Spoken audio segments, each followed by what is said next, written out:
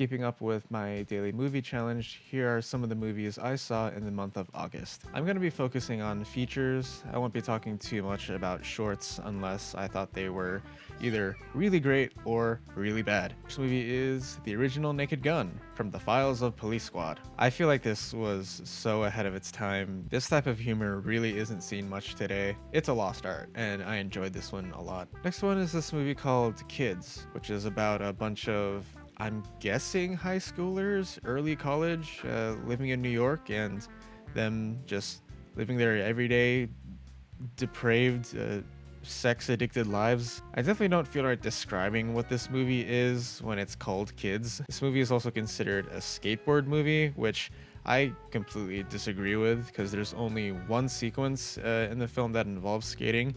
The rest is them partying and talking about sex or having sex. The way this film is shot though, and especially the performances from everyone, this feels more like a camera just following these kids around. Did kids growing up in 90s New York really behave like this? I don't know. If so, then this film is a documentary. Now here's a short film I'll talk about. This one called Pandemonium from the Goblins YouTube channel. The Goblins channel does all animated shorts, and this one I thought was really engaging. It's only about 7 minutes, but it tells so much story. It's about a girl trying to bring her friend back to life, and she has to go through these trials in order to do that. I thought this was really great. I can easily see this concept being expanded into a longer story, which I know is said about for a lot of short films, but this one I can actually see that happening. Next is this one called Love Me, starring Steven Yeun and Kristen Stewart. I remember hearing about this earlier this year in like January, and when I heard it was a sort of sci-fi romance starring the two of them, I was actually really looking forward to it. Now though, having seen it,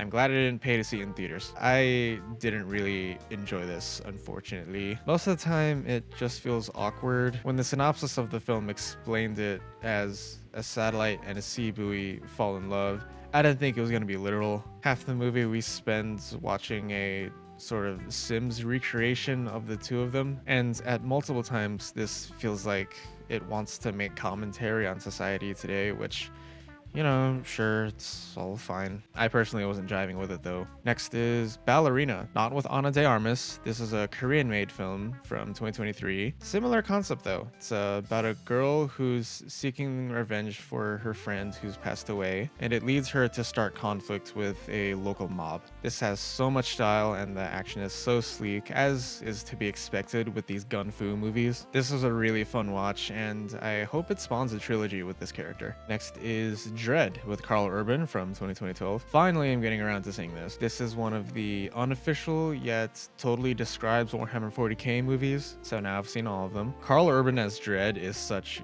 great casting. The story is simple. Dredd and his partner are stuck in a building that's controlled by a crime lord, and they have to fight their way to the top. The Dredd character and series I think is so fascinating, and I hope we get another movie out of this character. Or I can just keep reading the comics. Next is a movie from 1950 called Gun Crazy. I absolutely love this. I love this era of cinema, and everything just feels right. It's about a man and a woman who are both great shots with guns, and they both enter the circus performing business to make a living. When they're fired from that though, they end up taking other means to make money. It creates a sort of Bonnie and Clyde relationship. I really love this. I love all of the characters, seeing the highs and lows of their careers and their relationship, and the ending was so tense. I felt my heart up in my throat. You can watch it for free on Tubi. And next I saw Weapons. The marketing for this film I feel was a little misleading. The trailers call this a horror film when really it's more like a dark comedy drama. There's definitely sprinkles of horror here and there, but in large part the overall tone I don't think is horror, which is fine. It didn't need to be, but when all the material sets you up for something and you go into it waiting for that something to happen, it does leave you hanging pretty dry. Now, all that said, I still did enjoy this. The initial hook is really interesting with the whole classroom of kids going missing. The reveals, though, as to why and how this happened, I think boils down to horror cliche, especially nowadays. With the way the story is put together, though, I do think it's really interesting. However, I don't believe that it's deserving of all of the praise it got. However, I do look forward to whatever Zach Cregger does next. And then next is the new Naked Gun with Liam Neeson. I think this definitely captured the spirit of the original, even though I think it's a little too silly at times. I did still have a lot of fun with it. And then next is this sci-fi action film called Warriors of Future. Chinese made, and I believe it's on Netflix. It's set in the future where pollution has gotten so bad on the planet that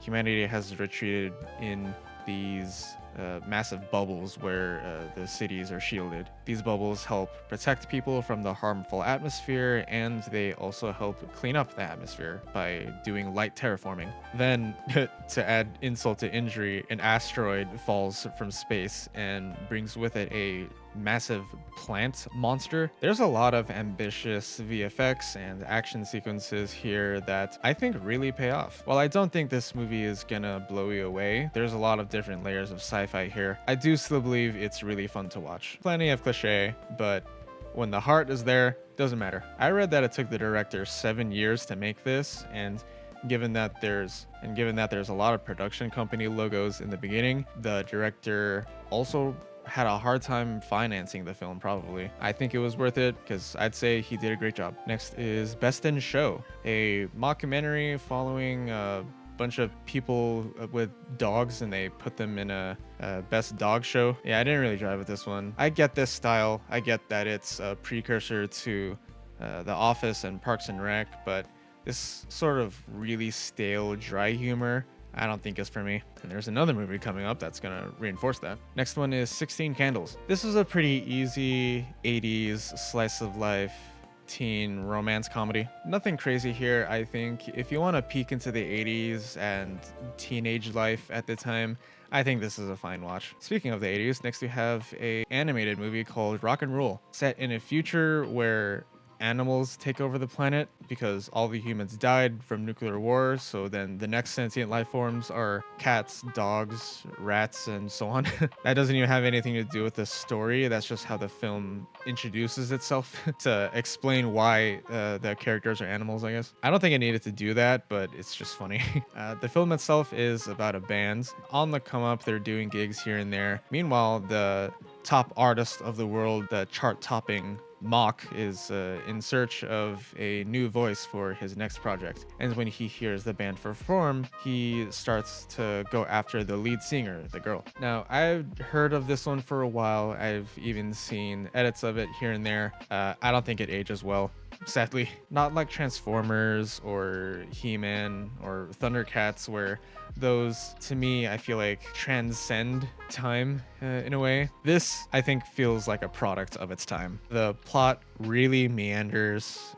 There's stretches of time where like not much is happening. Some characters, I think, are just awkward to be around, like when they're on screen. In general, I just wished I enjoyed this more. And lastly, from Tarantino, Rservoir Dogs. Now one of my favorite Tarantino movies, and I easily prefer this to Pulp Fiction. I think this is much more maturely made, much more maturely written, and I actually like all of the characters. Hell, the day after watching it, I was rewatching the opening breakfast scene for like 30 minutes. I have always admired how Tarantino uses food as a device to get characters to talk or move the story forward. It's a very natural way of doing it, I believe. And that's it for the month of August. As of this recording, it's September 5th, and I'm getting in the habit of watching more features because I actually feel I'm getting a little tired of watching shorts. I want to be watching features, and so far I'm really having a great time. Have you seen any of these movies? What have you been watching? Let me know. If you want to keep up with me, my letterboxd is Kenny_Chihuahua. It's also linked in the description. Thanks so much for watching, and see you next time.